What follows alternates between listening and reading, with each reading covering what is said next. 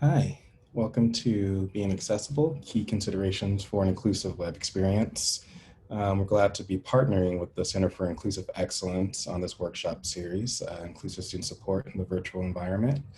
My name is Raheem Baker. I am the ATI Coordinator and Project Lead for San Diego State University, and I'm doing this in coordination with my colleague, Stacy Warner, who is our Accessible Technology Web Specialist.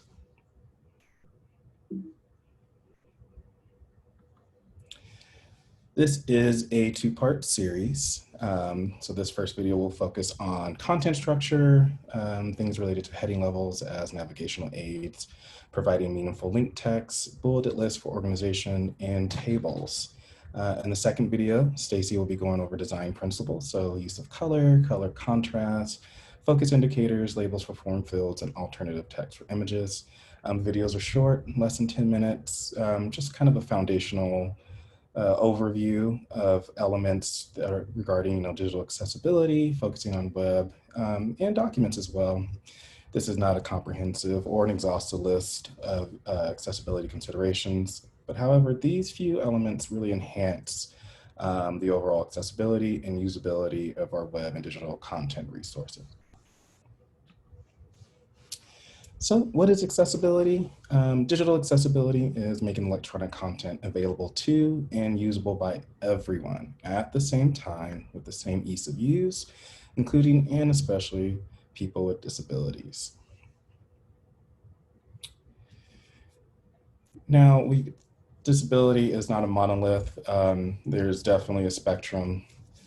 Things revolving around sensory disabilities or sight, touch, hearing, and speech, as well as some cognitive disabilities, which we'll touch in just a few moments here. But as you can see just from this graphic, there are ones that are permanent, temporary, and even situational. If you're like driving down and the sun is setting, usually in the summer, you get that glare, that intense glare when you're driving and you have to put on your sunglasses. That is kind of a situational disability at that point where your vision is impaired. So moving forward, we pulled this information from the Pew Research Center.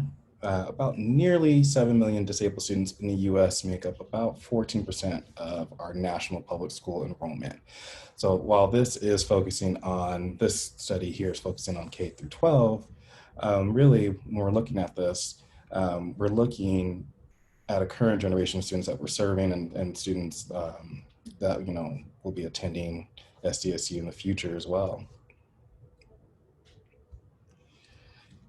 So going from there, about a third of disabled US students have a very specific learning disability, such as dyslexia.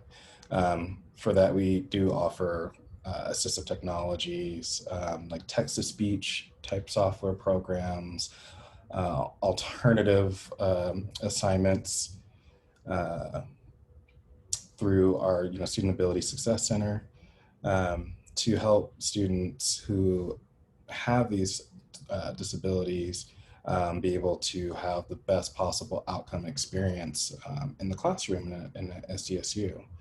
But as we can see from this list, it ranges across a whole spectrum of disabilities. And while some of these disabilities definitely follow many individuals throughout their life, there are also students who might, for whatever reason, have one of those temporary or situational disabilities as well. And so being able to have content and resources that are accessible from the start really helps to engage and also provide more of an inclusive environment for these students.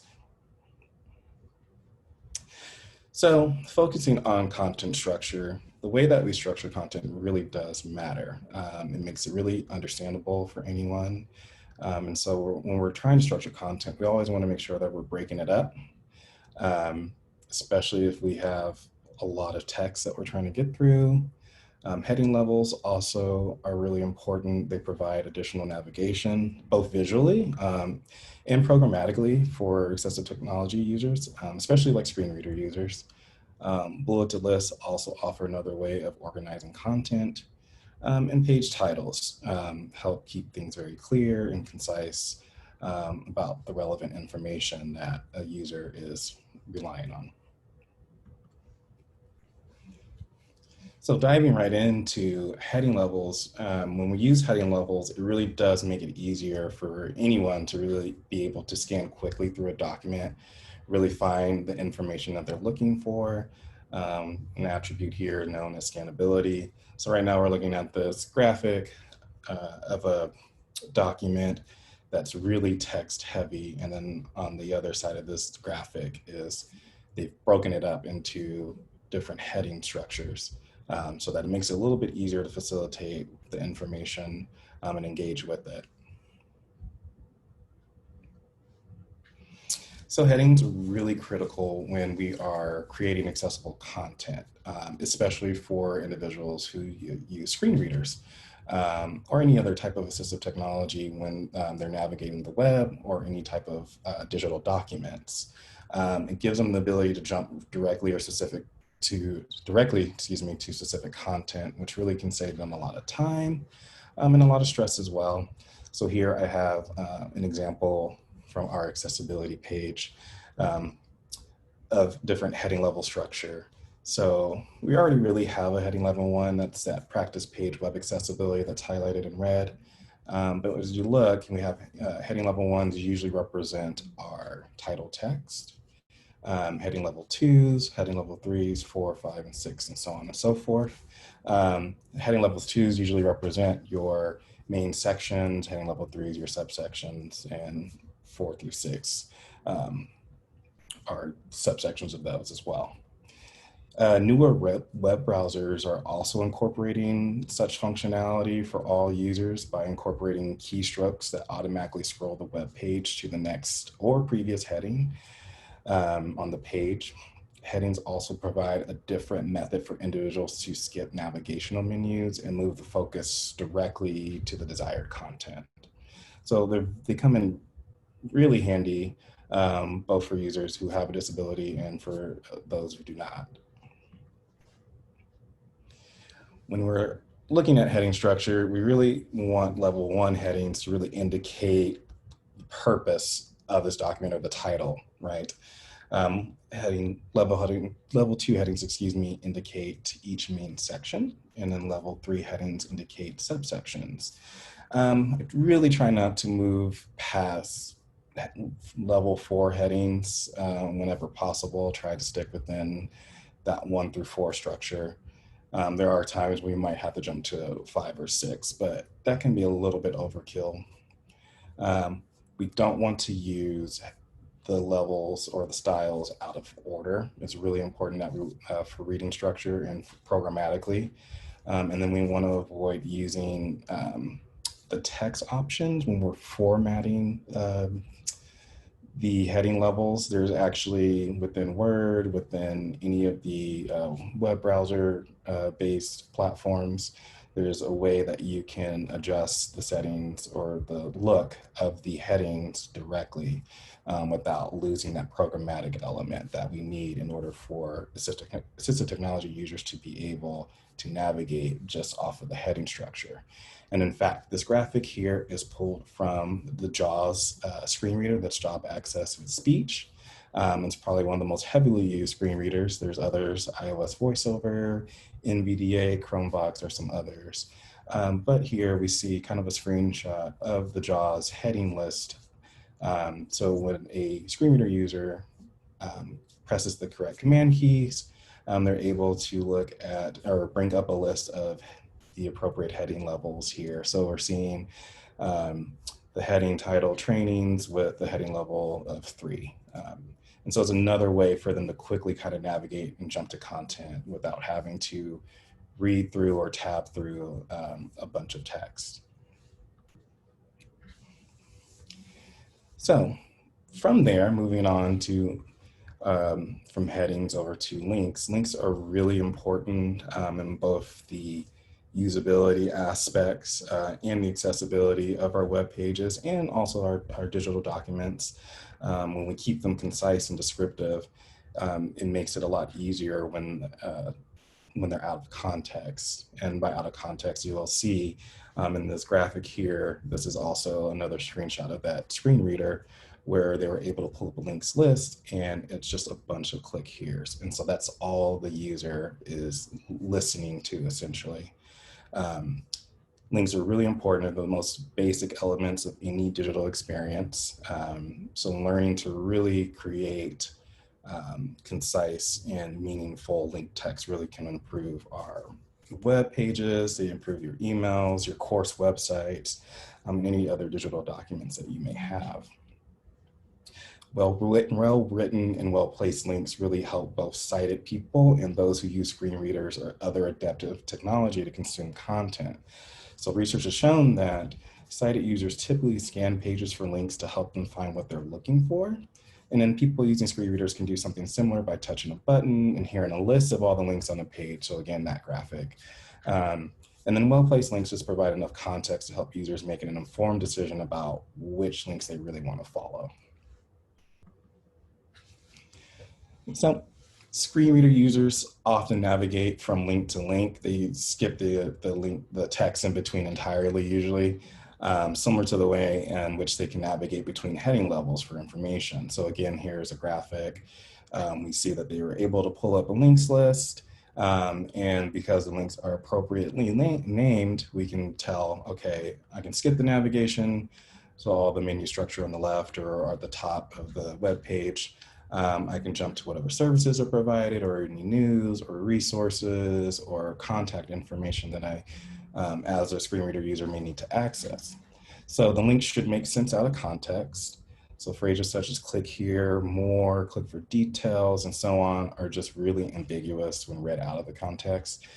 At the same time, it would be overkill to ensure that every detail about a link destination is discernible by listening to the link context. Users wouldn't want to hear, okay, products on the page, which a list of all of our products are presented, including software products and training products, with a list of prices and availability by region. That's kind of a mouthful, right? That's a lot. So a better alternative would just be a link that simply says products or services. So it just makes it a lot easier and clearer and concise. So when we're looking at our creating meaningful links, we definitely want to embed the links within other text. So you would basically write as you normally would, and then you would just select a portion of that text and turn it into a link. So the example here is there are several things to consider in creating an accessible link text. So just by itself, creating accessible link text gives you an idea of where that link is going to take you or the information that you'll be able to find once you click on that link. And then you just really want to clearly explain in the link text what information your readers will find, right?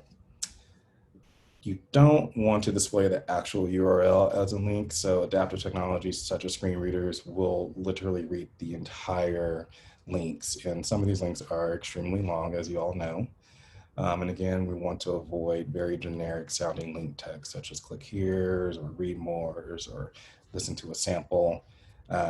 Again, this really helps people scan really quickly to determine whether they want to click through and read that. So you want to make sure that the link text matches in part or in whole the title of the page so that they know if once I click create an accessible link text, it's going to take me to a page about creating accessible link text. You don't want to have to make your users click a link just to find out where it goes. So again, avoiding that generic link text. And you want to really try avoiding having multiple occurrences of the same link on your page. That really, especially for a screen reader user, just doubles or sometimes triples the amount of links that they have to sort through when they pull up that really cool links list feature using our screen reader. So moving on to bulleted list. Similar to our headings and our meaningful links, bulleted lists really help users comprehend things very quickly. They really provide a break as well with the document flow and encourage users to kind of stick with the content, right? So instead of reading paragraphs of text, if you can highlight a couple of key points of information really quickly, that'll really keep the listeners or keep the reader, engaged.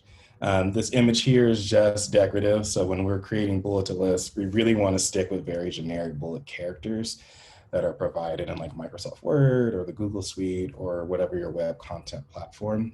Some of these custom characters that are kind of shown here could possibly be considered like an image that wouldn't offer any alternative text. So if I was a screen reader user, would announce to me that there was an image here, but it wouldn't tell me what the image was, or some of these fonts in custom bullet contents have like really strange naming conventions, and so that can be very jarring. So looking at one of the pages from our accessibility website, you can see that we were able to break up what would have been a really big wall of text in our document, and that probably would have just really discouraged people from reading. So this really helps call attention to the important information. And as you see, when we couple it with the appropriate heading level, it really makes it a lot more understandable and scannable. So we like to use lists to really present key terms and concepts. We really want to use them to organize information into meaningful chunks. We want to convey sequencing necessary for processes and procedures, creating links to additional information. Sometimes you can also do that in your bulleted list. And if we have parallel items that have the same structure, so very similar to like the do's and don'ts that you've seen throughout this presentation. So again, we want to make sure that we are using the list or the paragraph formatting options in your documents or your presentation software or whatever web-based platform you're using. You're using those bulleted lists again to show that there's a list of related items. You use a numbered list when you're showing steps in a process or the number of parts in a whole. You can add space in between your list items, again, but you want to use the paragraph formatting tools that are provided either in the Microsoft Suite or the Google Suite or your CSS platform. You don't want to create these lists manually by just inserting numbers. So sometimes people will just add a dash and then add the text, or they'll just type a number and add text. That really doesn't work well for screen reader users. So similar to what they were able to do by pulling up a links list or a list of headings, the screen reader will announce to them that there's a list of items. It will tell them how many items are within that list, and then they can choose to engage with it or not. So again, you don't want to add any extra spacing or carriage returns with using enter key, because that just adds unnecessary code as well to your documents and your web pages.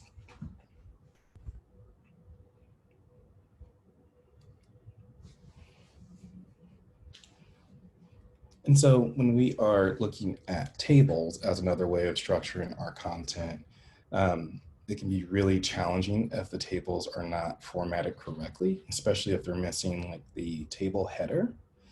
And so looking at this example that I pulled from the University of Minnesota's Accessible U webpage, you can see that in this example that they provided, this is essentially what a screen reader would hear as you're reading this. So table with 10 columns and 7 rows, department code, class number, section, max enrollment, current enrollment, room number, days, start time, end time, instructor, so on and so forth. So you can see that this is a visual representation, but listening on a screen reader, that all of the information is out of order. So there's no way of telling when that Biology 100 class is offered, how many people are enrolled in it, what days, the start time, all that information is now jumbled.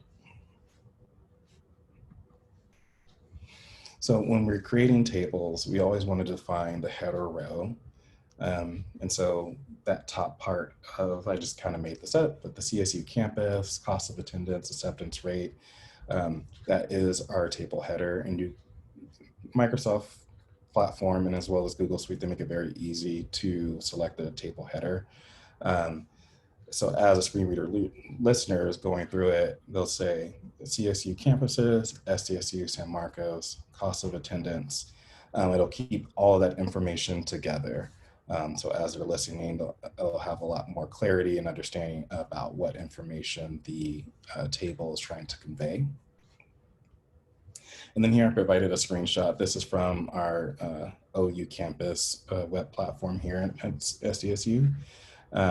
But again, I just created a row of 3 6-column tables.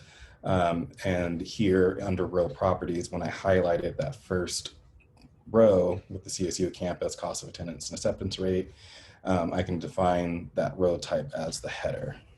And so when I designate that, it allows, again, for users who are blind or visually impaired can process that information correctly.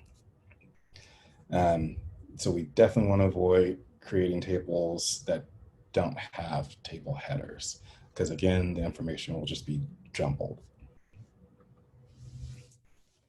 These tables, we want to make sure that they're very simplistic, as best as possible. Definitely want to just have one header row and one header column.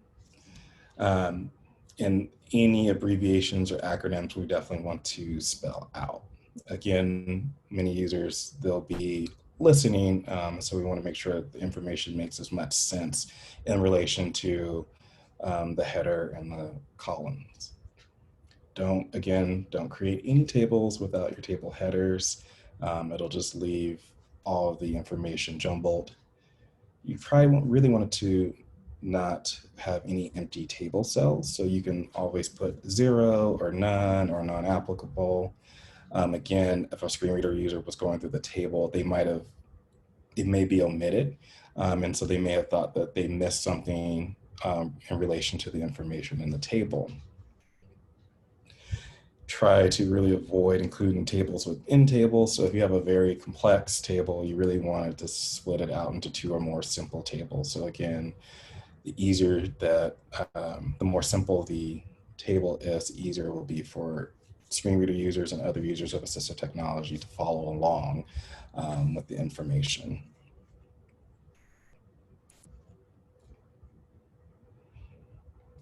And so it's kind of just a really quick and brief overview of some main key considerations, if you will, for structuring content appropriately in the most accessible and usable way as possible.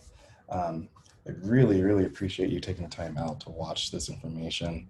Again, if you have any questions or comments, please do not hesitate to reach out to myself or my colleague, Stacy Warner. We're definitely here to help, and we're always wanting to engage with our campus community members as we really try to progress accessibility and inclusivity here at SDSU. So thank you again.